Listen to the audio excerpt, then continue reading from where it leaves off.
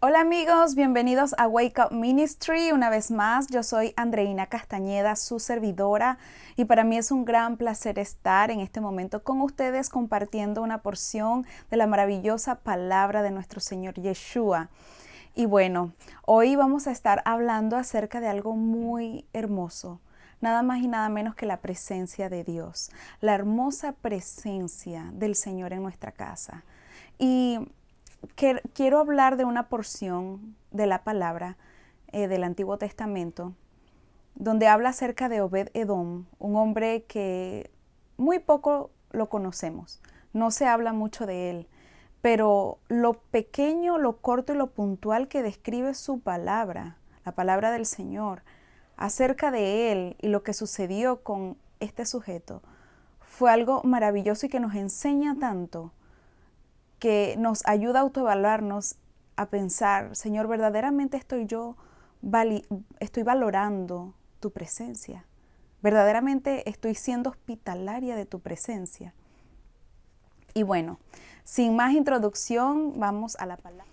Padre, en el nombre de Jesús, Señor, que seas tú, oh Rey amado, hablando a través de tu sierva, colocando en mi palabra, Señor, de acuerdo a lo que tú quieres hablar y transmitir en este momento a través de este mensaje a tus hijos, Señor, a tu pueblo. Alabamos y bendecimos tu santo nombre. Amén y amén. Ok, y bueno, para empezar, ¿verdad? Tengo que darles como un preámbulo de de lo que significa, ¿no?, el principio de esta historia o de qué estamos hablando. Aquí vamos a estar hablando del Arca de la Alianza. El Arca de la Alianza o el Arca del Pacto era un artefacto como una caja de oro que Dios le mandó a hacer a Moisés. Estamos hablando aproximadamente unos 800 años o 1000 años antes de, no más, como 1500 años antes de David, de este momento que vamos a comenzar a hablar, ¿no?, del rey David. Dios mandó a hacer esta arca para que la tuvieran dentro, ¿no?, del tabernáculo, y solamente el sumo sacerdote era una persona especialmente santa, elegida de entre los sacerdotes, podía entrar al arca y hablar con Dios. Esa arca era allí donde estaba la presencia de Dios. Y si alguien que no estaba en santidad entraba al área donde estaba el arca, moría. Dios lo hería de muerte en el momento. Entonces, este era un artículo sagrado, un artículo muy, muy santo. Recuerden que estamos hablando del antiguo pacto antes de que nuestro Señor Yeshua viniera, pues esa era la manera de cómo ellos podían acceder a la presencia de Dios a través de ciertas ceremonias, actos ceremoniosos y artefactos de oro que cumplían con un requerimiento de Dios.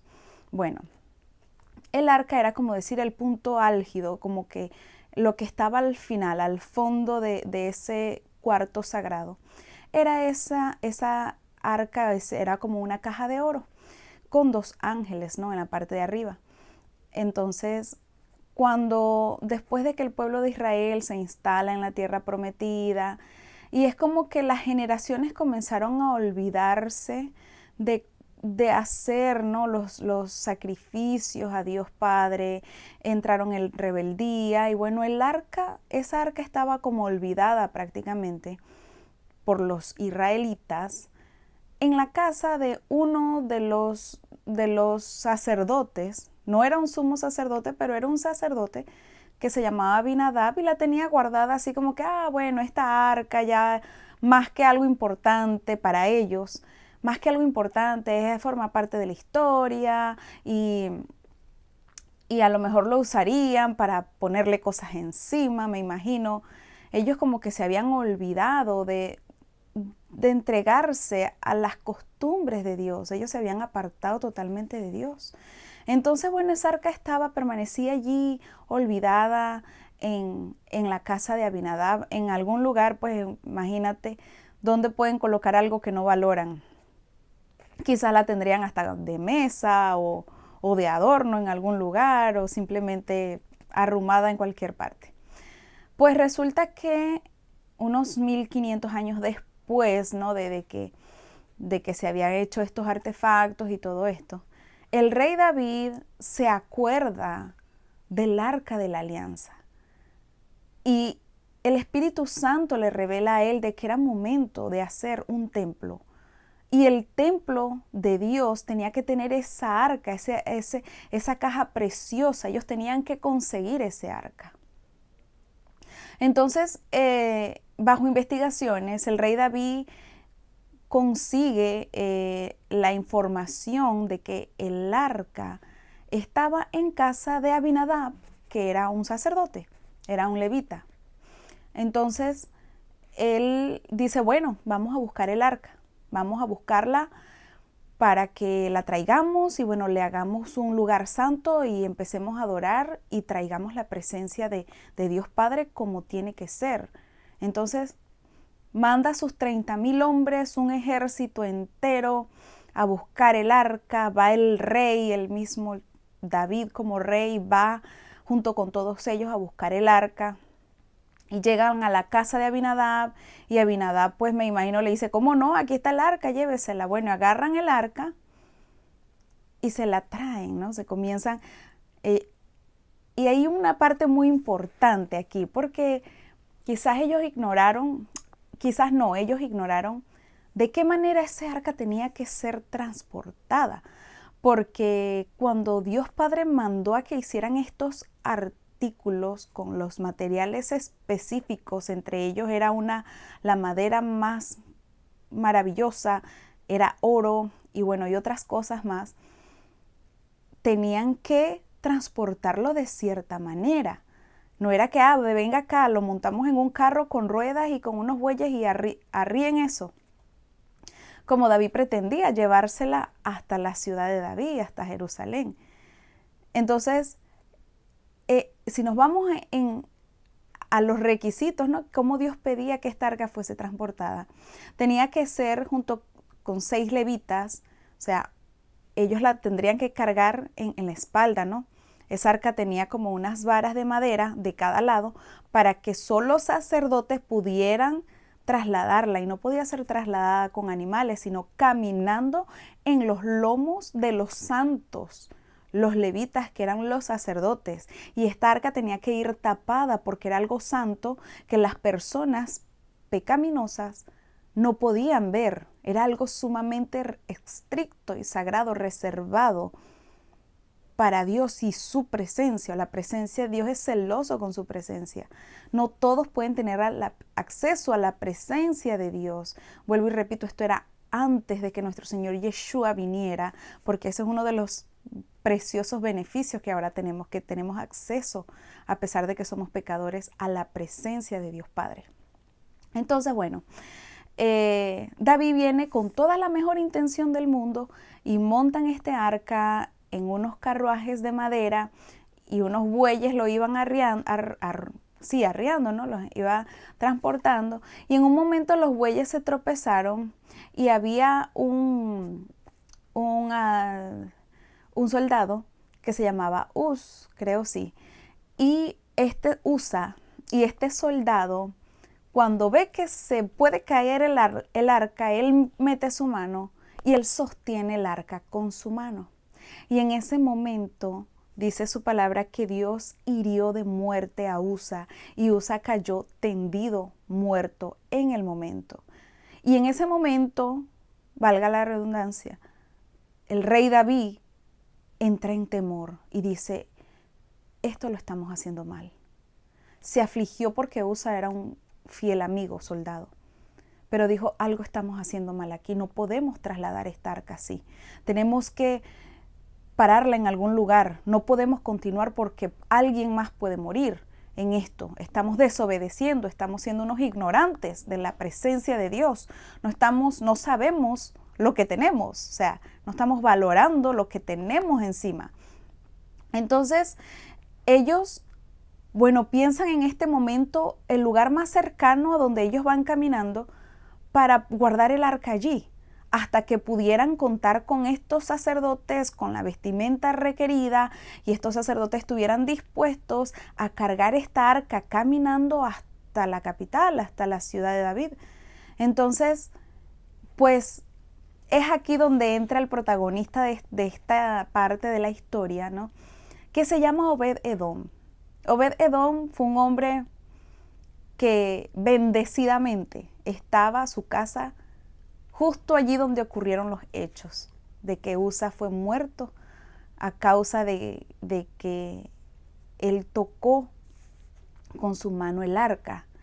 Entonces el rey David va él mismo, ¿no?, con su vestimenta de rey, va a la casa de Obed-Edom y pues yo me imagino, ¿no?, porque esta parte no lo dice la Biblia, estos detalles, pero yo me imagino que él llega y toca la puerta y le dice a Obed-Edom, mire, ¿será que podemos dejar el arca aquí en su casa?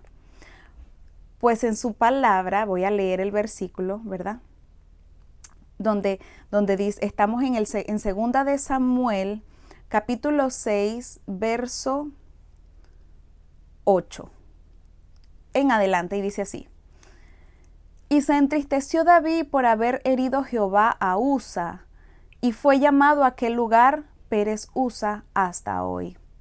Y temiendo David a Jehová aquel día, dijo: ¿cómo ha de venir a mí el arca de Jehová?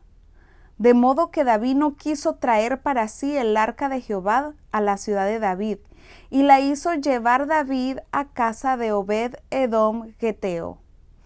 Y estuvo el arca de Jehová en casa de Obed-Edom geteo 3 meses, y bendijo Jehová a Obed-Edom y a toda su casa. O sea, este hombre fue bendecido, fue un escogido, un elegido, fue bendecido. Este hombre sí sabía lo que estaban trayendo a su casa. Este hombre no vio a este arca como un objeto, como que, no sé qué será. Él vio que el arca era algo lo más preciado que podía estar sobre la tierra a nivel físico. Era esto que representa la presencia de Dios. Él recibe esta arca, pues, con amor, es lo que me hace sentir el Espíritu Santo.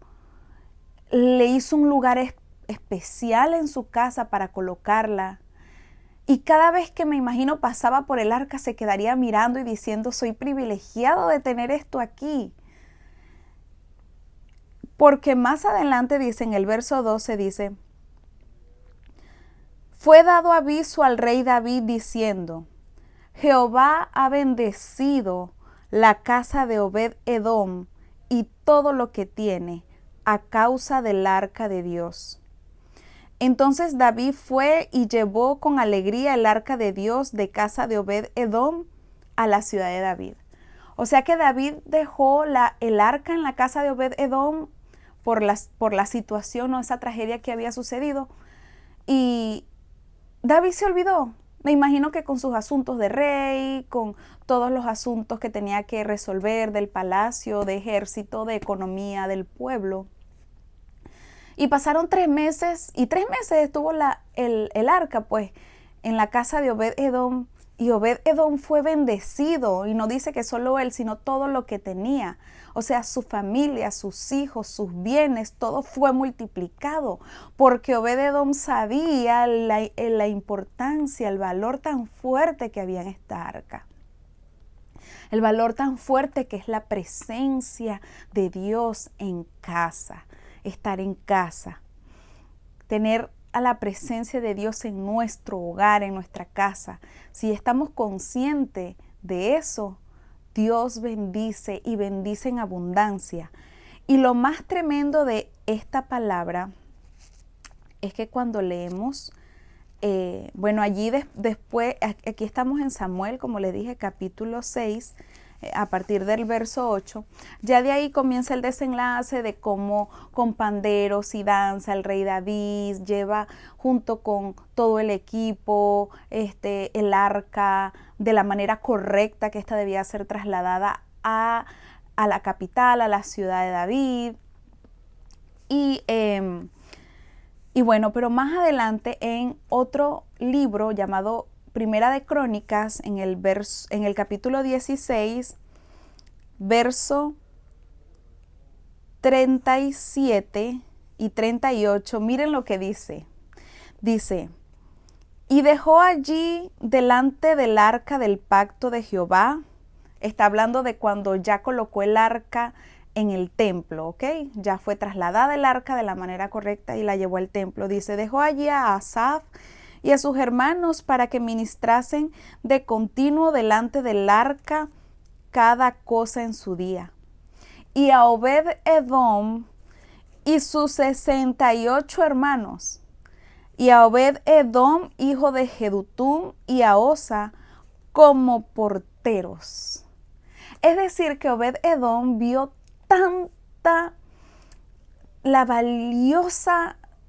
el valioso significado de la presencia de Dios, que cuando el rey fue a buscar el arca en su casa, Obed-Edom no le importó todo lo que le había dado. No le importaron los bienes, no le importó las ganancias ni la multiplicación en lo demás, sino que dijo, yo me voy, yo dejo todo esto y yo me voy con el arca. Y yo me quedo con la presencia de Dios. Yo dejo todo lo que tengo, he probado la presencia de Dios y no la voy a soltar. He tenido la presencia de Dios en mi casa y si la presencia de Dios sale de aquí, yo salgo con ella. Yo dejo todo lo que tengo, todo lo que poseo por estar en la presencia de Dios. Y Obed-Edom solo bastaron 3 meses para él probar la presencia de Dios, lo glorioso que es tener esa maravillosa presencia en su casa para dejarlo todo e irse con el arca. Y fue nombrado portero del arca y cuidó el arca en el templo en la ciudad de David. Y no solo él, sino sus 68 hermanos y toda su familia. O sea, todos fueron siervos. Todos dejaron todo y se dedicaron solamente a servir porque se enamoraron y se entregaron a la presencia de Dios. Este ejemplo lo tenemos que seguir nosotros. Este ejemplo lo tenemos que arraigarlo en nuestro corazón y hacerlo porque esto es lo que Dios quiere cuando entendemos lo que representa su presencia en nuestras vidas. Amigo, amiga, no hay nada que importe. No importa economía, no importa relaciones personales, no importa posesiones, no importa estatus social, no importa trabajo. Cuando entendemos que la presencia de Dios es lo que realmente necesitamos, es lo precioso, es lo que nos da vida, lo que nos bendice, lo que nos hace sentir vivos, lo que nos da sentido de existir, dejamos todo y estamos en la presencia de Dios. Y su palabra dice que cuando entramos al reino de Dios y hacemos la justicia de Dios, todo lo demás viene por añadidura. Cuando dejamos todo y solo seguimos la presencia de Dios y vivimos en la presencia de Dios, todo lo demás viene por añadidura. No hay que preocuparse del qué comer, qué vestir, porque estamos dando todo nuestro foco, toda nuestra energía, nuestra atención a lo que realmente importa, que es la palabra de Dios. Y esto nos hace llevar para traernos aquí a la mesa esta palabra tan hermosa de Salmos capítulo 84, verso 10. Yo digo que Obed-Edom hizo de este salmo su palabra. Esto era lo que emanaba de su corazón. Porque mejor es un día en tus atrios que 1000 fuera de ellos.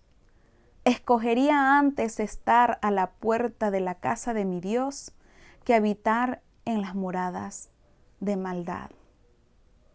¡Wow! Este mensaje es tremendo. Este mensaje es muy claro, no necesita mayor explicación. Seamos hospitalarios de la presencia de Dios en nuestros hogares, en nuestras vidas. Démosle a Él el valor incalculable que tiene. Démosle como mínimo nuestra entrega total. Seamos siervos entregados, enamorados, íntegros de Dios, así como fue Obed-Edom, que cuando apenas pudo acceder a la presencia de Dios, no la soltó más nunca, sino que permaneció para siempre con ella. Este es el llamado de Dios para este tiempo. Estamos en tiempos difíciles, estamos ya en los últimos tiempos descritos en su palabra. Para el mundo no hay otra predicción que sufrimiento, calamidad, llanto. Así que el pueblo de Dios, aún más, con mayor razón, dejemos de enfocarnos en el mundo, de enfocarnos en nuestros intereses y sigamos lo que realmente vale, que es la presencia de Dios, disfrutar de su amor, de su manto paternal, de su cobertura paternal, porque Él te ama, Él quiere abrazarte, quiere arroparte, quiere abrigarte, quiere ser tu guardián. Permítele, dale lugar, dale ese espacio y serás bendecida, bendecido, multiplicado. Serás feliz, es la verdadera felicidad a plenitud de espíritu. Y bueno, este fue el mensaje de hoy. Espero que sea de bendición para sus vidas y bueno, el Espíritu Santo germinará esa semilla que se ha enviado a través de este video en el día de hoy. Que tengan un excelente día, tarde o noche, de acuerdo al momento que están viendo. Y bueno, nos vemos en el próximo video.